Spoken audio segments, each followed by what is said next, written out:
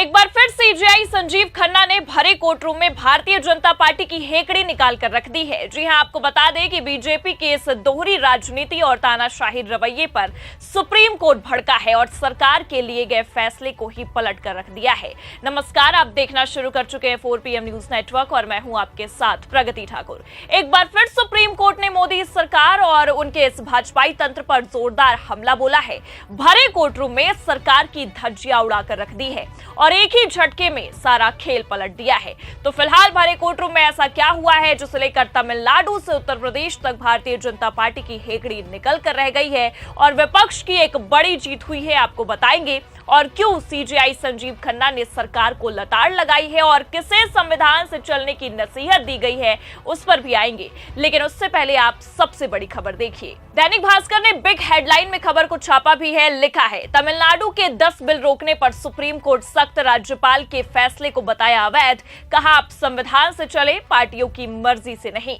तो supreme court ने एक ऐतिहासिक सुनवाई करते हुए एक तरफ सरकार को आईना दिखाया है तो दूसरी तरफ विपक्ष के हाथों बड़ी जीत सौंप दी है, क्योंकि सुप्रीम कोर्ट ने मोदी सरकार के द्वारा नियुक्त राज्यपालों पर कठोर टिप्पणी की है। अब ऐसे में सरकार की हेकड़ी निकलना लाजमी है, क्योंकि आपको बता दें कि ये पहली बार नहीं है जब किसी राज्य में राज्यपाल पर सरकार की बोली बोलने का आरोप लगा है। इससे पहले भी आपको याद होगा कि अरविंद केजरीवाल जब दिल्ली के मुख्यमंत्री थे तब दिल्ली के राज्यपाल विनय सक्सेना ने भी उन्हें कई दफा परेशान किया था। और इतना ही नहीं, बल्कि पश्चिम बंगाल की ओर अगर हम रुख करें तो जब उपराष्ट्रपति जगदीप धनखड़ राज्यपाल हुआ करते थे तब तो मानो वो बीजेपी के प्रवक्ता ही बन जाया करते थे। हाँ, वो बात अलग है कि आज भी राज्यसभा में या हम कहें कि उनकी वैसी ही छवि नजर आती है। लेकिन मुद्दे की बात तो ये है कि जिन राज्यपालों को संविधान पर चलने के लिए संविधान के हिसाब से संविधान की शपथ दिलाई जाती है और काम करने के लिए कहा जाता है, उस कुर्सी पर बैठाया जाता है, वो तो सरकार के कसीदे ही पढ़ते नहीं थकते हैं। तो संविधान की तो आप बात ही छोड़ दीजिए।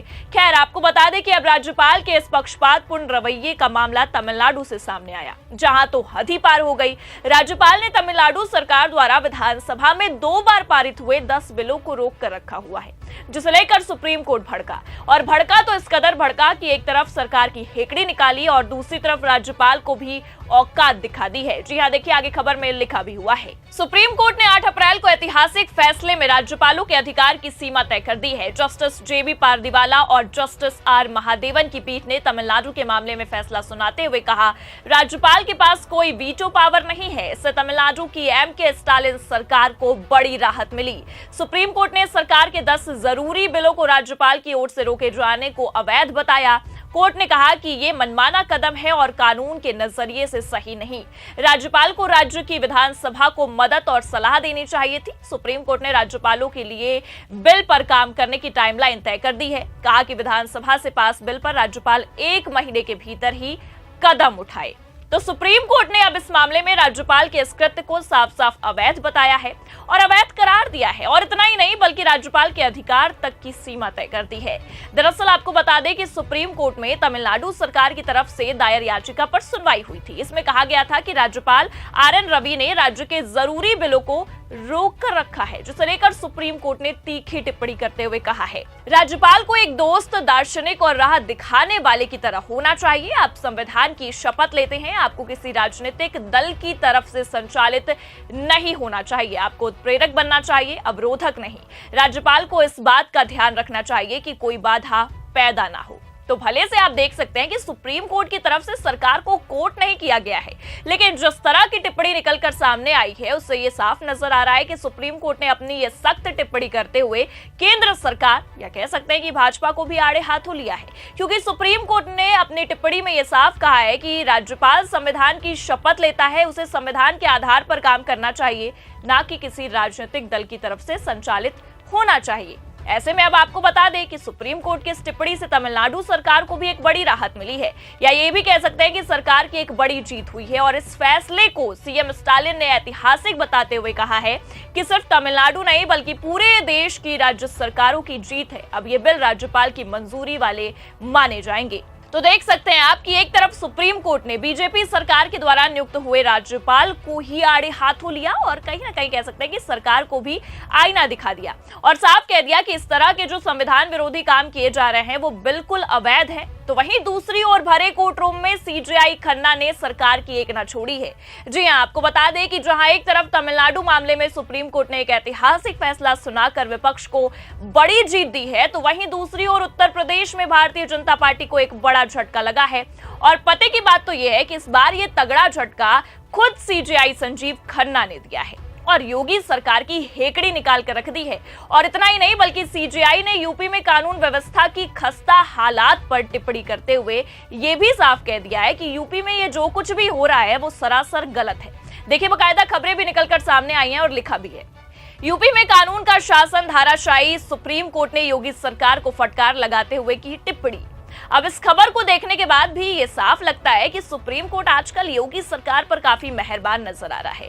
आए दिन आप देखते हैं कि योगी सरकार कटघरे में ही खड़ी नजर आती है, कभी बुलडोजर को लेकर तो कभी किसी और मामले पर। और अब ये खबर देख लीजिए, सिविल विवादों को क्रिमिनल केस में बदलने को लेकर सुप्रीम कोर्ट ने योगी सरकार और उनकी पुलिस से अब नाराजगी जता दी है। देखिए, आगे लिखा भी हुआ है, chief justice of India Sanjeev Khanna ने कहा है कि यूपी में जो हो रहा है वो सरासर गलत है। कोर्ट ने डीजीपी और जांच अफसर को भी तलब करते हुए जवाब मांगा है। साथ ही ये भी कहा है कि ऐसे मामले सामने आने पर पुलिस पर जुर्माना लगाया जाएगा। सुप्रीम कोर्ट ने टिप्पणी करते हुए कहा कि यूपी में कानून का शासन धाराशाही है।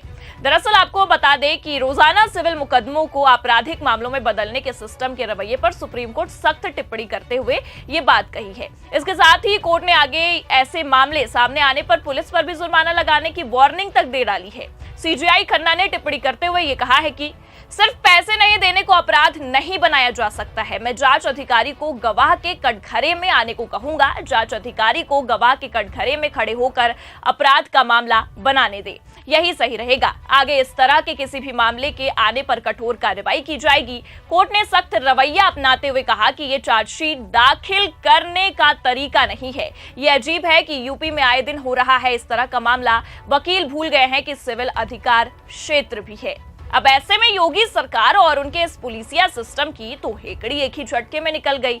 सुप्रीम कोर्ट ने इस हेकड़ी को निकालते हुए साफ साफ टिप्पणी भी की। वहीं दूसरी ओर अगर हम देखें तो तमिलनाडु में सरकार की तानाशाही रवैये की भी सुप्रीम कोर्ट ने पोल खोल दी। मतलब साफ है कि हर तरफ से भारतीय जनता पार्टी अब सुप्रीम कोर्ट की निशाने पर आ चुका है और कहीं ना कहीं सुप्रीम कोर्ट अब भारतीय जनता पार्टी पर बरसता भी नजर आ रहा है। अब सुप्रीम कोर्ट ने जिस तरह से सख्त रवैया अपनाया है, सरकार को आड़े हाथों लिया है और ये तल्ख टिप्पणी की है, उसे आप कैसे देखते हैं और इस पूरे मामले पर आपकी क्या राय है, हमें कमेंट करके जरूर बताएं। ये खबर कैसी लगी, लाइक और शेयर जरूर करें। चैनल पर अगर नए हैं तो सब्सक्राइब और ज्वाइन करना भी ना भूलिए। देखते रहिए 4PM न्यूज नेटवर्क। नमस्कार।